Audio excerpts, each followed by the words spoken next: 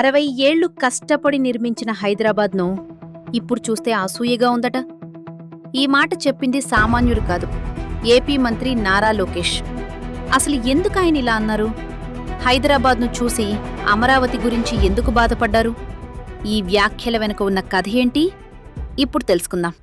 మనందరి లక్ష్యం ఒకటే, అమరావతి అనేది ఒక గ్లోబల్ సిటీగా తయారు చేయాలని. ఇక్కడ మనందరూ తెలుసు, 60 సంవత్సరాలు చెమటోర్చి హైదరాబాద్ని కలిసికట్టుకు మనం అభివృద్ధి చేశాం. అలాంటిది 2014లో కట్టుబట్టలతో మెడబట్టి మనం బయటికి గెంటేశారు. ఈరోజు నేను ఎప్పుడు హైదరాబాద్ చూసినా అసూయపడుతున్నా. అక్కడ ఎయిర్పోర్ట్ కానీ, రైల్వే స్టేషన్ కానీ, ఆ ఐటీ టవర్ చూస్తే నాలో అసూయ ఉంది. ఆ అసూయ నాలో కసి పెంచింది. ఎస్, ఆంధ్ర రాష్ట్రం కూడా దక్షిణ భారతదేశంలో నంబర్ 1 రాష్ట్రంగా మనం కలిసికట్టుగా తీర్చిదిద్దగలుగుతామని. అయితే లోకేష్ వ్యాఖ్యలు ఇప్పుడు రాజకీయ చర్చకు కూడా దారితీశాయి.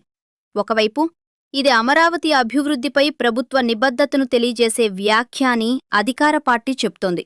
మరోవైపు విపక్షాలు మాత్రం గత హామీలు, అమలు పరిస్థితులపై ప్రశ్నలు లేవనెత్తుతున్నాయి. అయినా అమరావతి అభివృద్ధి అనేది కేవలం ఒక నగర నిర్మాణం మాత్రమే కాదు, ఆంధ్రప్రదేశ్ భవిష్యత్తుతో ముడిపడిన అంశంగా చాలామంది భావిస్తున్నారు.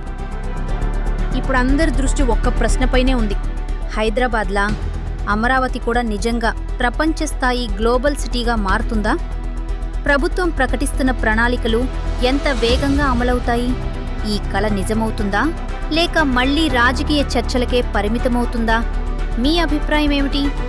అమరావతి హైదరాబాదు మించే నగరంగా మారగలదా? కామెంట్లో తప్పకుండా చెప్పండి.